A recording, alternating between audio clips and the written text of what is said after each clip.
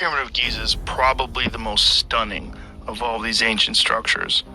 And the stones are immense, and some of them were cut from a quarry that's hundreds of miles away.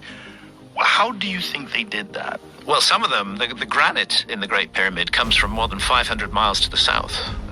If you look at the famous King's Chamber, its walls and its roof are, the ceiling of the King's Chamber are all made with gigantic granite blocks. Stunning detail. Stunning detail. Those blocks on the roof of the King's Chamber weigh 70 tons each. Now, Egyptologists will tell you that, they could move heavy blocks because they put them on wet sand and they push them along on wet sand. Well, maybe if you're just at ground level, that will do. But when you're 350 feet above the ground, as you are in the King's Chamber, that won't do at all. I don't know how they did it. All I know is they did it. I don't think anybody knows how they did it, how they lifted those stones, how they brought them up to that level. I think we're looking, again, at a lost technology. And it was this ancient apocalypse 12,800 years ago that wiped that from the human memory banks almost completely, not entirely completely because there were survivors, but removed most of it. Randall will tell you, sea level rise, it creates a powerful high energy zone. Anything that was existing on those flooded coastlines has just been pounded to hell. I mean, talk about it, Randall. It's going to be a lot more energetic than now. I mean, imagine your sea level rising at 3 or 4 times at least faster than we've seen rise in the last century. And within there, juxtaposed, are these episodes of very rapid sea level rise. So you're talking about a very energetic intertidal zone. And anything that's there, short of large megalithic blocks, is going to be utterly obliterated by the time the process is through. And I think that this is one of the things that, the archaeologists and the prehistorians, people are looking at that, have failed to take into account the severity of these events we're talking about. Because the question always is, where are the artifacts? Where's the pottery? Where is the evidence that this civilization existed? And I have 2 responses to that. One, you don't realize the extent of the total remodeling of this planetary surface that took place. Because, we could get into some of the stuff here. I have tons of images where I think maybe we'll get a chance to pull up a couple of really awesome drone footage here before we're done. But once you begin to wrap your head around it, you go, really? It's like, imagine that you drop an atomic bomb on a city and it completely obliterates it. And then a short while later, you drop another one on the same place. What's going to be left? And then 10,000 years, 20,000 years goes by. What are you going to find? What are you going to look for? It's going to be just rubble that gets reincorporated just into the geological stratum, and it's going to be very difficult to differentiate, for example, from what's called a conglomeratic rock, which is basically we have just a huge jumble of broken rock cemented together. Right? Now, within there could be all kinds of stuff that's not even recognized as being artificial in the sense that humans had anything to do with it. The other thing is when we talk about these ancient technologies, if we're only looking for a mere reflection of ourselves, we could overlook it completely, because I think there's evidence that exists now. Some modern researchers whose work has been buried or suppressed, I think we're getting very close to rediscovering some of the things that our ancient ancestors were up to. And maybe this would be worth a whole show in itself. We could dive into this, and I don't want to get into that today. But what kind of technologies are you talking about? Well, I shouldn't really get into that. Get into it. Get into it, Randall. We got to get into it. Okay, well... We've opened the door, sir. Okay. Rather be able to give a whole treatment of it, and that might kind of derail us a little bit from this. But there are people who've been working on these things for decades now, basically in secret. And I've had the privilege of talking to some of these people over the last 6 or 7 years. And right now, as we're speaking, there's a group of people who are basically going to open source a whole lot of stuff in the next 3 months, so it can never get suppressed again. That have survived. Jamie, do I need... There we go. This is the work of Nicola Tesla. And he was, again, this is way too much for us to get in today. That's why we need to devote a whole session to talking about this. Okay. But this was the inspiration. You know, his work was suppressed. A lot of his patents were taken, sealed up by the U.S. government for whatever reason. I don't know. But this is some of the stuff that's now being developed using his ideas, plus some of the others. This is the man I've been talking to for the last 7 years. Malcolm Bendall? Yes. And again, I don't want to get into it today, but like, here's an example of what they're doing. This is a generator that has no moving parts. It's all based on geometry, pure geometry. And here's the basic idea, as I think I understand it at this point.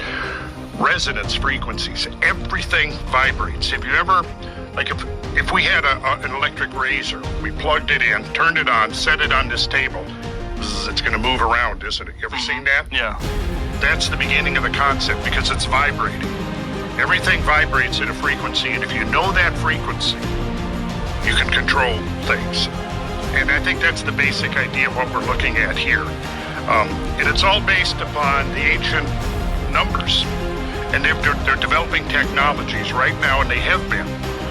I was recently contacted and given the go-ahead that I could talk. I've been sitting on this for 7 years without talking about it because they asked me not to talk about it until they had their patents in place and their licensing.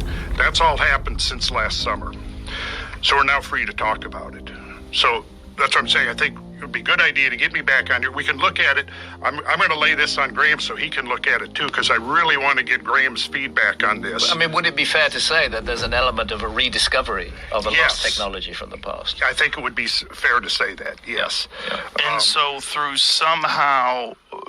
this technology, they're able to move stones or cut stones or all the above? All the above. All the numbers we get from looking at these ancient traditions that recur over and over and over again, that I've been talking about in my sacred geometry classes for decades without knowing what the final result was going to be. So this inventor who's working with this small group contacted me, and this is what he told me. He said, you built the foundation. He said, you laid the foundation with your work on ancient geometry, and I built a house on top of it. That's what he said. Nice. So for 7 years, he's been supplying me with all the information. I have copies of all the patents. I have videos of the testing of the prototypes. And Mazda, the car manufacturer in Japan, is getting ready to do a $25 million testing of some of these prototypes that they believe they can retrofit internal combustion engines with. And there's over 100. They've developed over 100 patents on some of this stuff. And it's amazing. And what would be the fuel?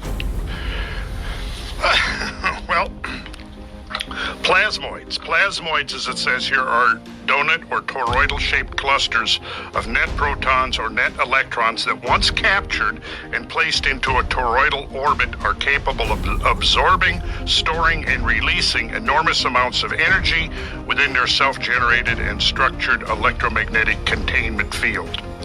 Plasmoids, in effect, function as an atomic battery that can be self-charging due to its ability to convert matter to available clean energy. So it's a lot to get into, and I think it would take us kind of off what we're here to talk about. But today, at least what's promising is that there is some, at least research or understanding. and it's actually quite mature at this point.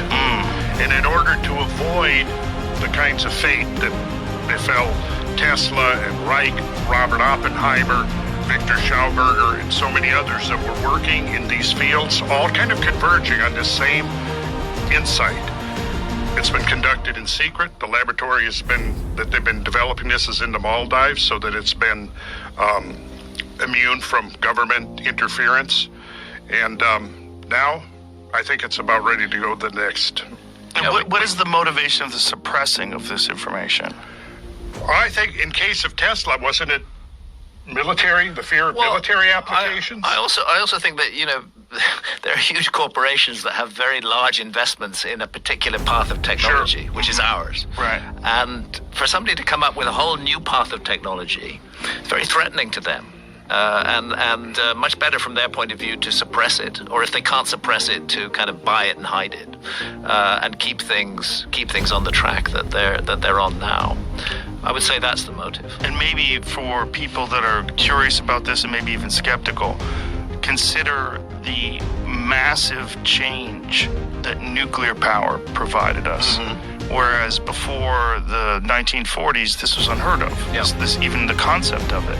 And all of a sudden now we have nuclear power, nuclear weapons, the most profound power known to man currently.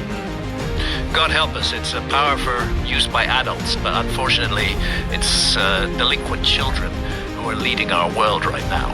The leaders of our planet, the politicians out there, they're just complete assholes. I can't think of any of them who I feel any respect for whatsoever. And it's they who are in charge of this frightening, terrifying technology.